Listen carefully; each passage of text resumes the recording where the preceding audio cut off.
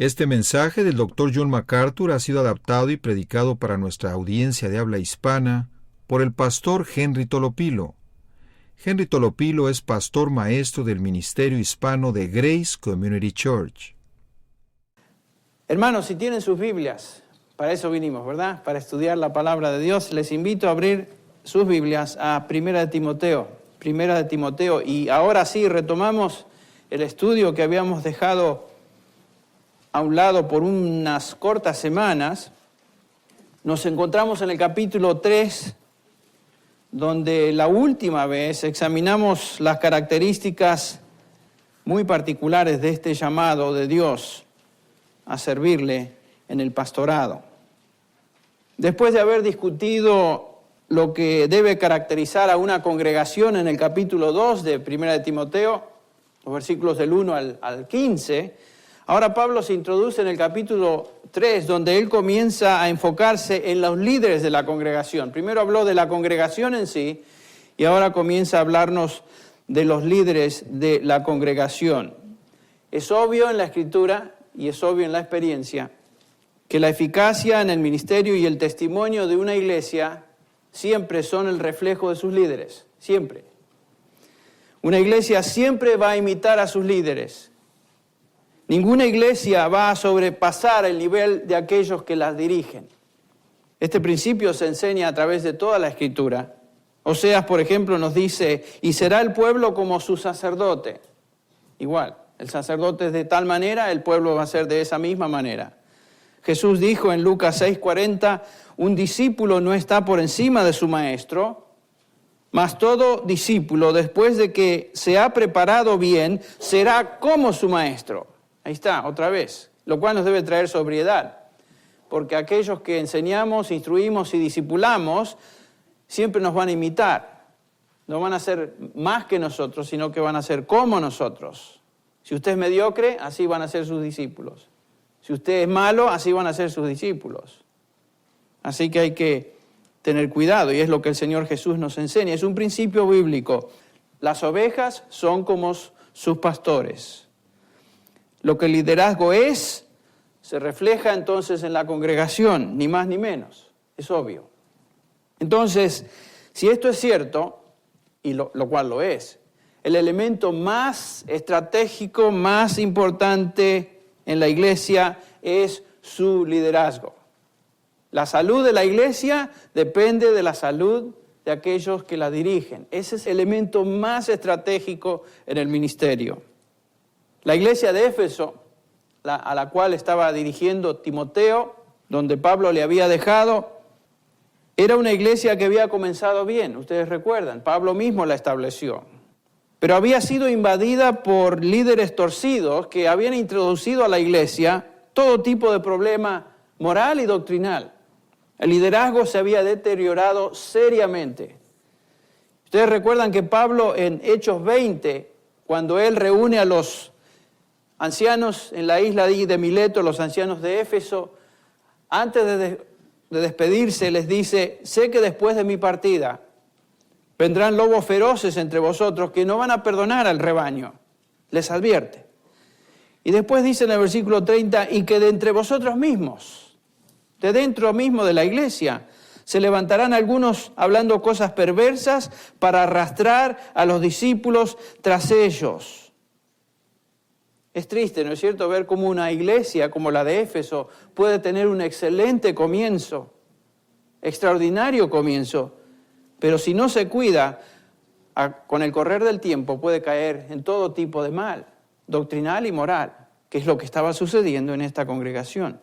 Por eso Pablo deja a Timoteo como su delegado apostólico en Éfeso y le dice en 1:3 de esta misma epístola, te rogué al partir para Macedonia que te quedaras en Éfeso para que instruyeras a algunos que no enseñaran doctrinas extrañas o doctrinas falsas. Para eso estaba él ahí, representando al apóstol, para corregir, para enderezar aquello que estaba torcido. Y parte de esta corrección, por supuesto, era el restablecimiento de un liderazgo piadoso, que es justamente el pasaje que vamos a estudiar, o que hemos comenzado a estudiar, que se encuentra en el capítulo 3.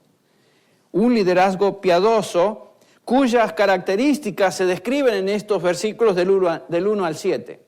Voy a dar lectura a este pasaje a modo de introducción. 1 Timoteo 3, versículos del 1 al 7. Palabra fiel. Si alguno anhela obispado, la palabra obispo o obispado se refiere a ser anciano, a ser pastor, buena obra desea. Pero, aquí están los requisitos, es necesario que el obispo sea irreprensible, marido de una sola mujer, sobrio, prudente, decoroso, hospedador, apto para enseñar, no dado al vino, no pendenciero, no codicioso de ganancias deshonestas, sino amable, apacible, no avaro, que gobierne bien su casa, que tenga a sus hijos en sujeción con toda honestidad. Pues el que no sabe gobernar su propia casa, ¿cómo cuidará de la iglesia de Dios? No un neófito o un jovencito en la fe, no sea que envaneciéndose caiga en la condenación del diablo. También es necesario que tenga buen testimonio de los de afuera para que no caiga en descrédito y en el lazo del diablo. Estas son las características, requisitos para el liderazgo en una congregación cristiana. Y la salud espiritual de una iglesia depende justamente de que el líder o los líderes de esa congregación desplieguen estas características que acabamos de leer. Existe un eslabón inseparable entre el vigor espiritual de la iglesia y la calidad de sus líderes. No se pueden separar. Toda iglesia, inclusive esta iglesia, debe hacerse preguntas tales como: ¿quiénes son mis pastores? Son preguntas obvias y honestas que cada congregación debe hacerse. ¿Cuál es su condición espiritual? ¿Están calificados para servir como pastores? ¿Cómo es que llegaron a esa posición? ¿Quién los llamó? ¿Quiénes los establecieron y afirmaron? ¿Qué criterios se emplearon para confirmarlos como pastores? Son preguntas muy, muy importantes. Si las respuestas a estas preguntas no se encuentran en los parámetros que el Señor establece en su palabra, claramente establece en su palabra, como vamos a ver, entonces debemos esperar problemas. Más, la Biblia nos garantiza problemas. Nos garantiza esos problemas. Ustedes saben, acabo de regresar de una gira y en estos días, cuando uno sale afuera, ve muchas cosas y tiene oportunidad de hablar con muchas personas. Y entre las personas que se me acercaron o que hablaron conmigo, también con Miguel, recuerdo a un par de ellas que nos describían la condición angustiosa de su iglesia y el liderazgo en esa congregación. Tenían lágrimas en los ojos, se les quebraba la voz cuando hablaban, describiendo la situación de ellos dentro de esta iglesia. Nos estaban diciendo lo que estaban experimentando en términos de problemas. Todo tipo de pecado existía en esa congregación. Me hicieron múltiples preguntas y conversamos por varias horas, ya terminando la conferencia. Pero lo que pude percibir en la conversación es que el liderazgo de esa iglesia era un liderazgo corrupto, establecido de prepo. Eran pastores metidos ahí al dedazo, de prepo, sin que se hubiera prestado ni la menor atención a los principios más básicos de las cualidades que un pastor debe tener antes de ser pastor. Y obviamente estas personas que se describían no poseían esas cualidades. Poseían cualidades opuestas a lo que estos requisitos nos enseñan en este pasaje. Entonces, el fondo de todo, la causa fundamental de esta iglesia y sus problemas era un liderazgo no calificado. Dios tiene mucho que decir en su palabra acerca del liderazgo y la conexión que los líderes tienen con la salud del pueblo. No solamente en la iglesia. Ustedes recuerdan, por ejemplo, en Jeremías, cuando el Señor nos dice a través del profeta, en el capítulo 2 de Jeremías, versículo 8, por ejemplo, no tienen que buscar, voy a leer algunos pasajes. Los sacerdotes no dijeron, ¿dónde está el Señor? Y los que se ocupaban de la ley no me conocieron. Los gobernantes se rebelaron contra mí y los profetas profetizaron por Baal y andaban tras cosas que no aprovechan. Está describiendo Jeremías la condición de los líderes de Israel. Estos líderes ni siquiera preguntaban dónde está el Señor. Ellos hacían lo que se les antojaba. Hablaban en nombre de ellos, no en nombre del Señor. No se preocupaban por saber lo que Dios quería para su pueblo. Por tanto, el pueblo andaba como sus líderes. Fíjense el versículo 13 del capítulo 2. 2 males ha hecho mi pueblo. Me han abandonado a mí, fuente de aguas vivas, y han cavado para sí cisternas agrietadas que no retienen agua. Capítulo 5, versículo 30 y 31 dice, algo espantoso y terrible ha sucedido en la tierra. Los profetas profetizan falsamente, los sacerdotes gobiernan por su cuenta. ¿Y qué dice del pueblo? Jeremías dice, y a mi pueblo así le gusta. Ahí está, se acostumbraron. Los falsos les encantaban. Lo corrupto les gustaba. El pueblo era como sus líderes, exactamente. Líderes corruptos dieron como resultado un pueblo corrupto. En Jeremías 10, continuando, dice Jeremías, el versículo 21, porque los pastores se han entorpecido y no han buscado al Señor, ya lo vimos. Por tanto, no prosperaron y todo su rebaño se ha dispersado.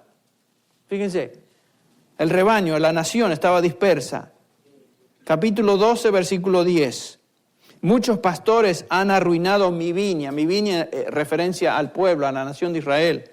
Han hollado mi heredad. Han hecho de mi hermosa heredad un desierto desolado. Eso es lo que dice el Señor. Eso es lo que han hecho con mi pueblo. Es un desierto. La obra de pastores corruptos es la destrucción del pueblo. Capítulo 23, versículo 1. Ay de los pastores que destruyen y dispersan las ovejas de mis prados, declara el Señor. Por tanto, así dice el Señor Dios de Israel acerca de los pastores que apacientan a mi pueblo. Vosotros habéis dispersado mis ovejas y las habéis ahuyentado y no os habéis ocupado de ellas. He aquí, yo, este es Dios quien habla, yo me ocuparé de vosotros por la maldad de vuestras obras, declara el Señor. Lo cual indica que Dios no toma ligeramente el liderazgo, sino que Dios se va a encargar de traer juicio sobre el liderazgo corrupto. Dios siempre va a traer juicio sobre aquellos que hacen daño a su pueblo, a sus ovejas. ¿Cuál es el resultado de un liderazgo impío? Bueno, otra vez el Jeremías 23:10 nos dice, porque la tierra está llena de adúlteros, la tierra de Israel. Porque a causa de la maldición se ha enlutado la tierra, se han secado los pastos del desierto, pues es mala la carrera de ellos y su poderío no es recto.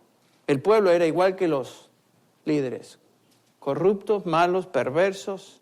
Por supuesto, entonces podemos notar que en estos pasajes es estratégico el lugar que Dios le da a sus líderes en el pueblo de Dios y nos hace notar el impacto que ellos tienen sobre el pueblo de Dios, para bien o para mal, por supuesto.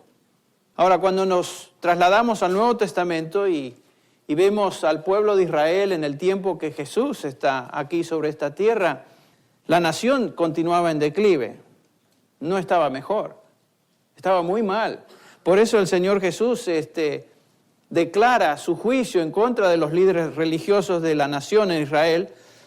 En el capítulo 23 de Mateo, ustedes recuerdan, por ejemplo, dice el Señor, pero hay de vosotros escribas y fariseos, hipócritas, porque cerráis el reino de los cielos delante de los hombres, pues ni vosotros entráis, ni dejáis entrar a los que están entrando. Eso es lo que hace un liderazgo perverso. No los guía a Dios, ni permite que la gente conozca a Dios. Ay de vosotros, escribas y fariseos hipócritas, dice Jesús, porque recorréis el mar y la tierra para ser un prosélito, y cuando llega a serlo, fíjese lo que hacen, lo hacéis hijo del infierno 2 veces más que vosotros. Eso es lo que hacían. Eran hijos del diablo, haciendo hijos del diablo. En camino al infierno, llevando a otros en ese camino también. Todo el capítulo 23 es un juicio a los líderes religiosos de la nación. La influencia de estos era totalmente perniciosa, nociva, mortífera, diríamos, para el pueblo. Ni ellos conocían a Dios ni permitían que otros conocieran a Dios. Cuando llegamos a las cartas del Nuevo Testamento, nos damos cuenta que cada una de ellas, de una manera u otra, tiene que ver con el liderazgo de la iglesia y la influencia que los líderes tienen sobre la iglesia.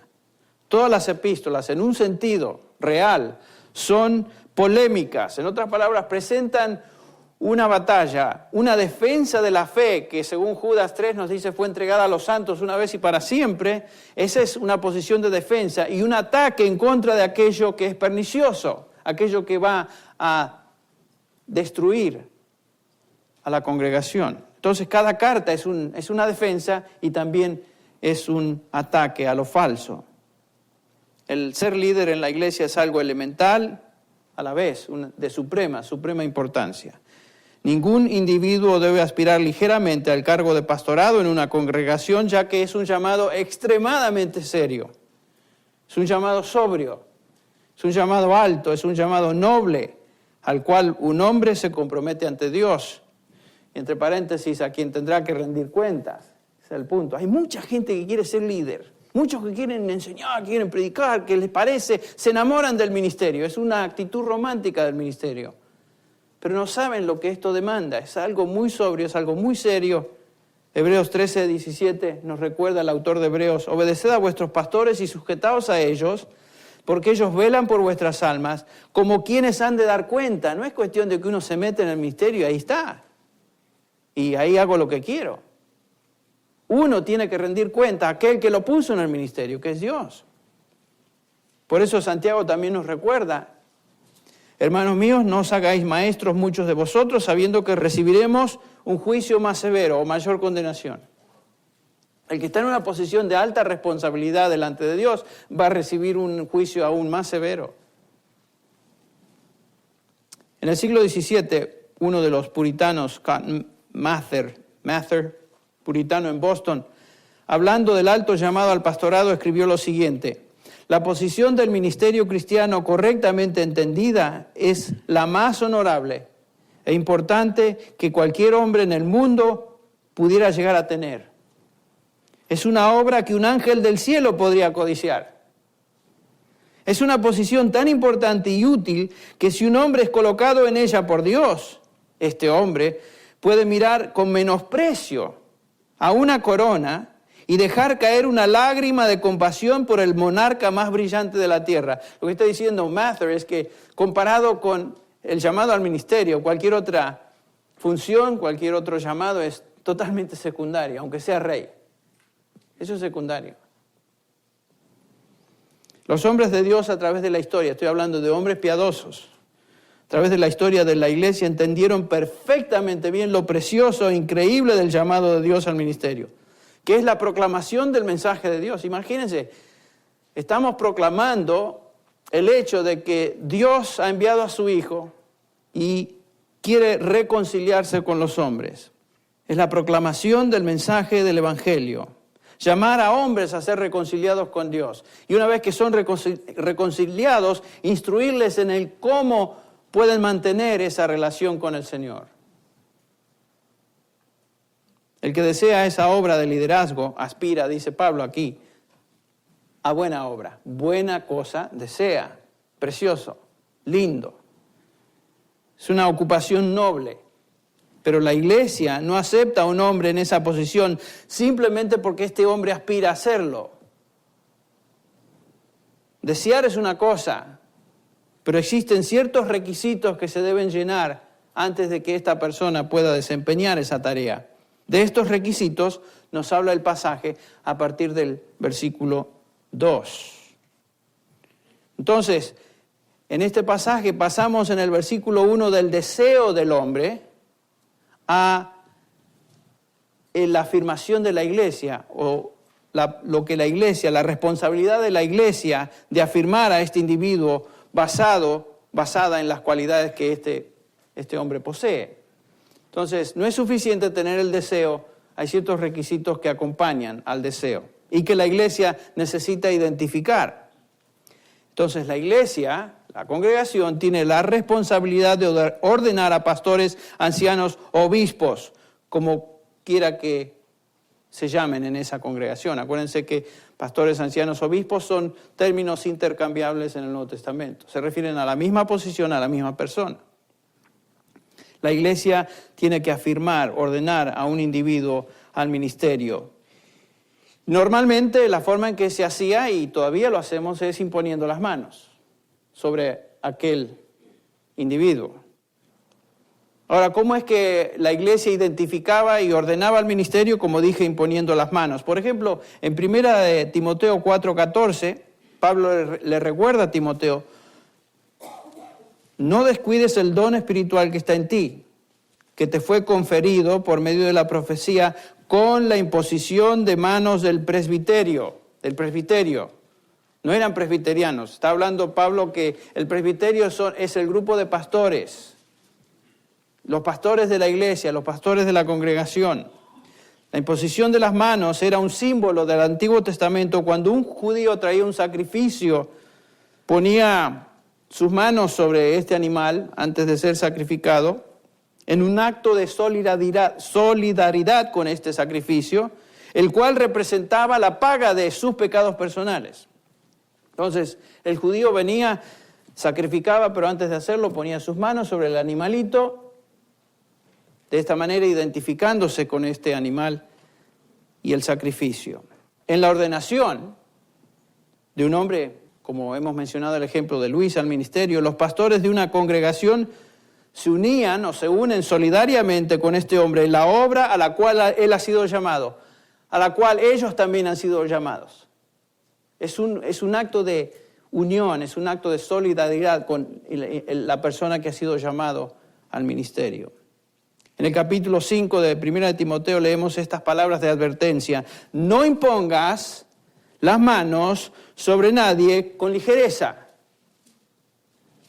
compartiendo así la responsabilidad de los pecados de otros. Guárdate libre de pecado. 1 Timoteo 5:22. Lo que Pablo le dice a Timoteo: mira, Timoteo, hay muchos que desean, pero cuidado, no ligeramente tomemos ese paso, sino que veamos. Timoteo tenía que tener mucho cuidado sobre quién imponía las manos, porque ese acto lo hacía solidario con la persona ordenada. Solamente un hombre que esté calificado para ser pastor, que llena estos requisitos, debe ser ordenado, no cualquiera. Entonces, el deseo a esta obra no es suficiente. Dios ha establecido requisitos para que un hombre tenga para llevar a cabo esa obra. Y de tal manera ser oficialmente reconocido. La iglesia ordena a sus ministros entonces a través del presbiterio, a través de otros pastores, aquellos que están sirviendo también en el liderazgo. Ahora, noten que Dios es el que llama al ministerio. Quiero que veamos eso. La iglesia simplemente reconoce y afirma lo que Dios ha hecho en la vida de este individuo. Ningún cuerpo eclesiástico, ningún seminario, ningún instituto, ninguna denominación, ninguna iglesia puede hacer a alguien pastor, ¿me entienden? No pueden hacerlo pastor. El que hace al pastor, ¿quién es? Dios. Dios es el que llama al ministerio. Por ejemplo, en Hechos 13 vemos este principio. Hechos 13:2 nos dice acá que mientras ministraban al Señor y ayunaban, el Espíritu Santo dijo: apartadme a Bernabé y a Saulo para la obra a la que los he llamado. El Espíritu Santo es el que llama al ministerio. No sabemos exactamente cómo el Espíritu Santo les hizo saber eso. No nos dice ahí el pasaje. Pero lo que sí sabemos es que es claro el pasaje en indicarnos que el que llama al ministerio es el Espíritu Santo. En Hechos 20:28, Pablo dice: tened cuidado de vosotros, está hablando a los ancianos, y de toda la grey, en medio de la cual, otra vez, el Espíritu Santo os ha hecho obispos. ¿Ven? El que hace obispos, el que hace pastores, el que hace ancianos, es el Espíritu Santo. ¿Con qué propósito? Para pastorear la iglesia de Dios. Ahí está. El Espíritu Santo hace a estos hombres, los llama y los hace. Es Dios por medio de su Espíritu quien llama, aparta a un hombre para la obra del ministerio. La iglesia simplemente reconoce eso y ordena, por supuesto, a esos individuos al ministerio, basado en estándares que Dios mismo ha establecido. Los requisitos los tenemos en este pasaje. Entonces veamos el primer requisito. Dice un obispo, por sobre todas las cosas debe ser ¿qué? Irreprensible o irreprochable. Dice Pablo que debe ser, es necesario, es la traducción de una pequeña palabrita en griego, de que nos da la idea de una necesidad absoluta.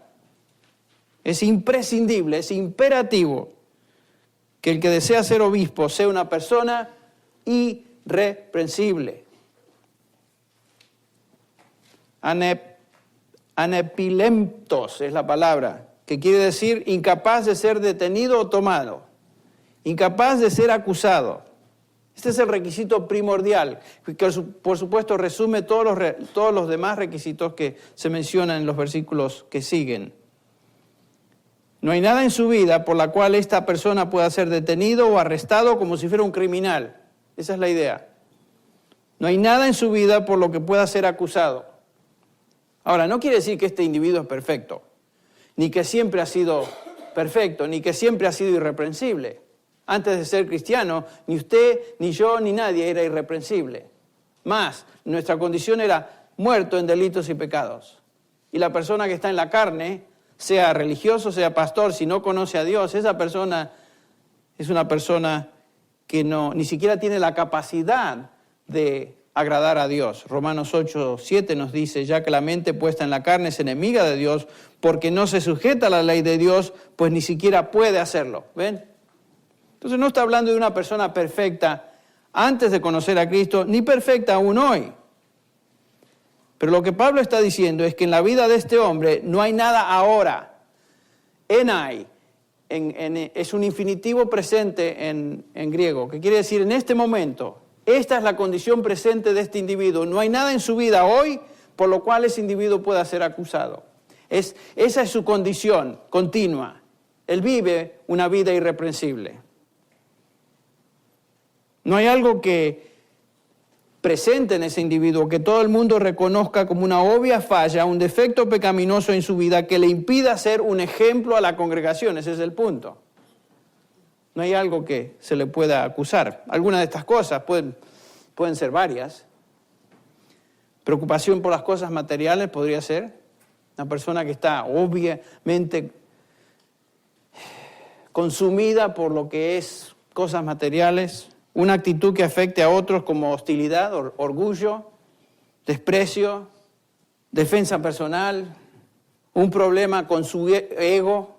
Ya lo mencioné cuando dije orgullo, un problema moral obvio en su vida, deshonestidad, mentira, que es parte de la deshonestidad, exageración, trampa, mal testimonio con personas del sexo opuesto.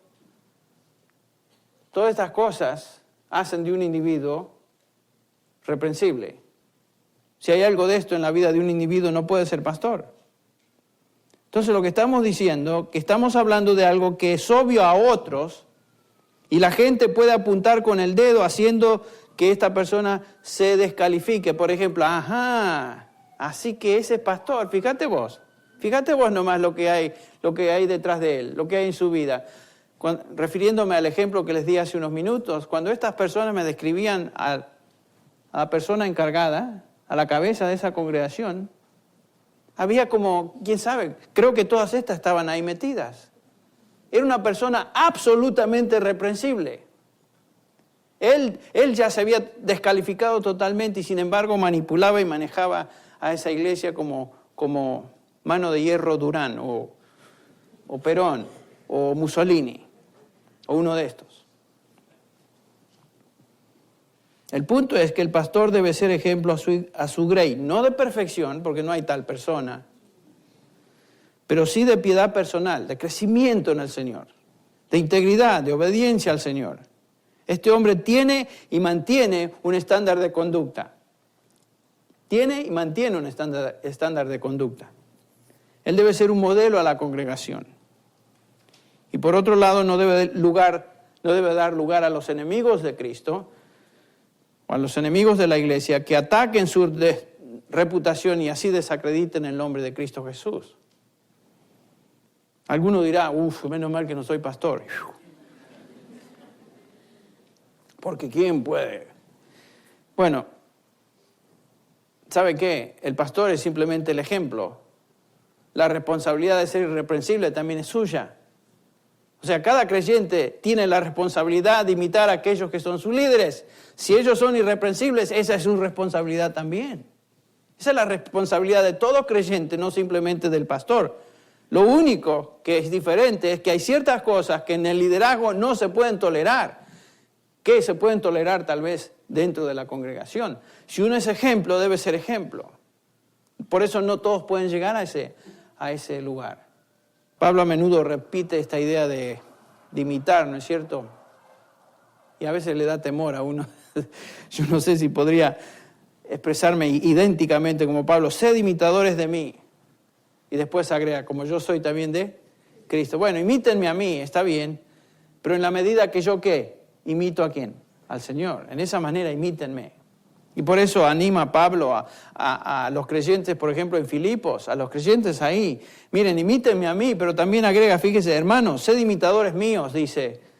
Y observad a los que andan según el ejemplo que tenéis en nosotros. En otras palabras, dice Pablo, miren, no soy el único. Hay otros hermanos, líderes, que deben ser imitados, porque también son ejemplo. Tenerlos presentes. Según Tesalonicenses 3:9 dice, no porque no tengamos derecho a ello, sino para ofrecernos, dice Pablo, como modelo a vosotros, a fin de que sigáis nuestro ejemplo. Realmente nos debe dar miedo eso, aquellos que simplemente quieren serlo. El liderazgo es asunto de ejemplo, de conducta delante de la congregación. No es simplemente decir, hablar, instruir, sino vivir como un modelo de lo que, por supuesto, significa ser conforme a la imagen de Cristo. Y repito, no es perfección, pero sí hay un progreso en la vida de un hijo, de un siervo de Dios. Lo que el liderazgo es, otra vez lo repito, se refleja también en la iglesia. La gente de una congregación que ha estado asistiendo a esa iglesia por un tiempo, es interesante, cobra las características de aquellos que los dirigen. Si los pastores son mediocres, entonces también es la congregación. Si los pastores son menos que mediocres, así también se comporta el rebaño y pudiéramos usar el dicho inventado de tal pastor, tal oveja. ¿No es cierto? De tal pastor, tal oveja. Entonces somos llamados a ser irreprensibles. Y hay demasiados pastores que no son irreprensibles. Y es porque el enemigo de Satanás, el enemigo de nuestras almas, Satanás, está haciendo lo imposible para que aquellos que están en liderazgo no sean lo que deben ser. Satanás trabaja a tiempo extra para destruir a aquellos que están en el liderazgo. Bueno, hay varias razones prácticas por las que nosotros debemos ser irreprensibles y, por supuesto, por las cuales la congregación debe orar. Además de ser un mandamiento de ser irreprensible, toda congregación debe comprometerse a orar por aquellos que están en el liderazgo. Razones obvias. La primera, ellos son el blanco número 1 de Satanás. Son el blanco número 1 de Satanás. 1 Pedro 5:8, lo conocemos bien, dice, sed sobrios en espíritu, estad alertas, porque vuestro adversario anda como león rugiente buscando a quien devorar. Si esto es cierto de todos los cristianos, póngale la firma que es cierto de aquellos que son pastores, aquellos que son líderes, aquellos que han sido llamados por el Señor a dirigir la iglesia. Algunos piensan que el ser pastor los exime, la gente piensa que si el pastor ya lo pone en una posición casi de no ataque, una posición especial, donde hay ciertas cosas que no les molestan.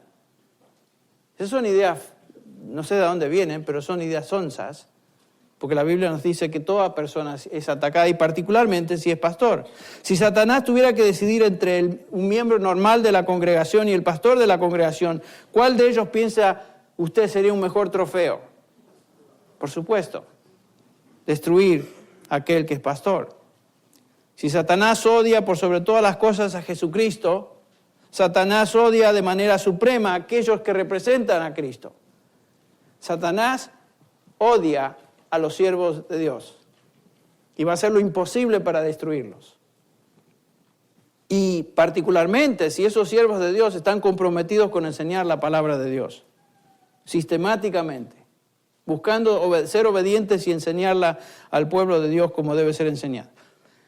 Les decía a los hermanos yo antes, cuando estábamos orando ahí, que después de tener una excelente semana de victoria,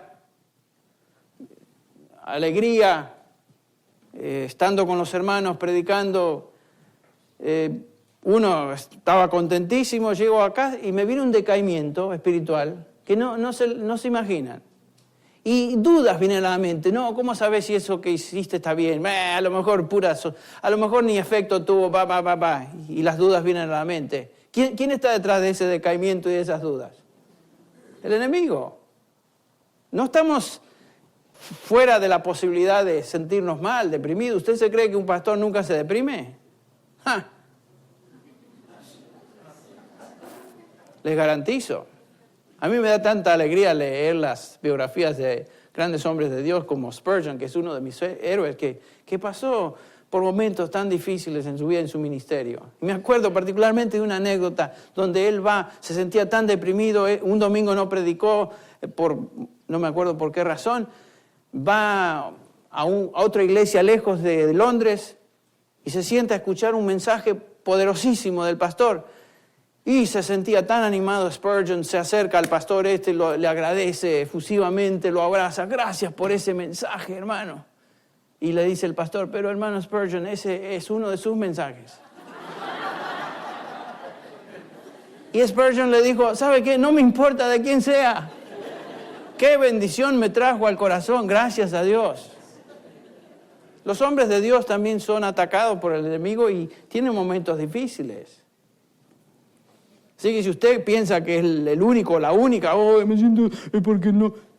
Todos pasamos por lo mismo. Bueno, hay una segunda razón por la cual debemos ser irreprensibles y debemos orar por aquellos que están en el liderazgo, es porque aquellos que están en el liderazgo, porque muchos de los que no aman a Dios quisieran vernos caer y desacreditar el nombre de Cristo. El enemigo sabe que cuando un líder cae, los efectos de dicha caída son devastadores a la iglesia. Son terribles. Muchos buscan estas situaciones para embadurnar el testimonio de la iglesia y decirle, es una bola de sonsos. Otra razón que debemos orar y buscar que los líderes sean irreprensibles es porque el mayor conocimiento de la verdad de Dios trae como consecuencia una disciplina más severa. Cuanto más conocemos, más severa es la disciplina. Por eso no os hagáis maestros muchos de vosotros, porque recibiréis mayor condenación. Número 4, los pecados de un líder se convierten en hipocresía mayor, ya que él predica en contra de ellos. Esa es otra razón por la cual debemos ser irreprensibles. Porque cuando caemos nos convertimos en los hipócritas número 1, porque estamos hablando en contra del pecado. Mateo 23. Otra vez el Señor les dice, lo que los escribas y los líderes religiosos enseñan basados en la cátedra de Moisés, haced y observad, dice el Señor Jesús. Pero no hagáis conforme a sus obras, porque dicen y no hacen. El problema de los fariseos era que eran totalmente hipócritas, era pura charla, pero no había una vida que respaldaba su enseñanza. Por eso el Señor les dice, ay de vosotros, hipócritas, y se lo repite una y otra vez. Qué terrible hipocresía es pretender ser piadoso, hablar en contra del pecado y vivir en el pecado que uno está negando en público. Richard Baxter, otro puritano, pastor en su libro El Pastor Reformado, que si no lo tienen deben tenerlo, dice así, tened cuidado de vosotros, no sea que vuestro ejemplo contradiga vuestra doctrina, está hablando a pastores, y pongáis piedras de tropiezo delante de los ciegos, dando ocasión para su ruina. No sea que neguéis con vuestra vida lo que decís con vuestras lenguas. y cortéis la garganta de muchos sermones y anuléis el fruto de todo lo que habéis hecho. Tened cuidado de vosotros, no sea que viváis en los pecados contra los que predicáis en la vida de otros y seáis hallados culpables de aquello que a diario condenáis. Bien dicho. Uno se vuelve en el peor de los hipócritas si cae cuando predica el Evangelio. Entonces nuestro ministerio requiere abundancia de gracia de Dios y poder de Dios, porque nuestra responsabilidad es grande delante de Dios y delante de los hombres. Otra vez repito, no lo digo a menudo, pero necesitamos las oraciones de los creyentes. Mi mayor temor en el ministerio es justamente eso, que de alguna manera, yo cause descrédito al nombre del Señor. Que en una de esas trastabilladas me dé y el nombre de Cristo quede por el suelo. Me encanta la petición de Pablo en Efesios 6:19, cuando él dice y requiere de los creyentes, orad por mí, para que me sea dada palabra al abrir mi boca, a fin de dar a conocer sin temor el misterio del Evangelio. El honor del Señor va de por medio. Entonces Pablo pide, oren por mí, continuamente lo hace. Por eso necesitamos las oraciones del pueblo de Dios. Me alienta tanto cuando viajo, como lo acabo de hacer, se me acercan personas que están escuchando el programa radial y son bendecidas por el programa radial y me dicen, estoy orando por usted. ¿Qué ánimo trae al corazón de un pastor? Particularmente a mí, cuando la gente me dice eso. Esto me anima a seguir fiel a su palabra, seguir enseñando y mantenerme fiel, porque voy a rendir cuentas a Dios, pero a veces a Dios no lo vemos. Pero cuando vemos que un hermano ahí en vivo se nos dice, mira, está haciendo bendición a mi vida, sigue adelante, estoy orando por ti, eso nos anima. Me anima mucho cuando ustedes me dicen que están orando. Bueno, para resumir, el pasaje que estamos estudiando, en este pasaje, Pablo subraya, le dice a Timoteo la importancia suprema de un modelo piadoso en la vida de un pastor. Un pastor debe, por sobre todas las cosas, ser, dice Pablo, un individuo irreprensible, un hombre que se distinga en su conducta. Por supuesto, un hombre dedicado, un hombre que se distinga por estas características, tiene que ser un hombre de oración y un hombre que estudia y obedece la palabra de Dios. Pedro expresa esto cuando en Hechos 6:4 dice, nosotros nos entregaremos a la oración y al ministerio de la palabra. ¿Quién es el hombre que debe estar en el liderazgo de una iglesia? Es obvio, por lo que estamos estudiando, que no cualquiera puede serlo, sino aquel hombre a quien el Espíritu Santo ha llamado para esa tarea, en primer lugar. Le ha dado un fuerte anhelo de ser obispo y se caracteriza por una excelente reputación. Ese es un hombre irreprensible. Vamos a orar. Padre, te agradecemos por este recordatorio también a ser hombres y mujeres que te sirven. Tú has puesto como ejemplo a pastores, ancianos, sobre nosotros para que nos guíen, nos enseñen y sean un ejemplo de lo que tú quieres que cada uno de nosotros seamos también. Padre, bendice tu palabra. Te agradecemos por ella. Ayúdanos, Señor, a cada uno de nosotros a ser ejemplos a otros. Lo pedimos en el nombre de Jesús. Amén. Este mensaje, predicado originalmente en inglés por el pastor John MacArthur, fue adaptado y predicado en la congregación hispana de Grace Community Church por el pastor Henry Tolopilo.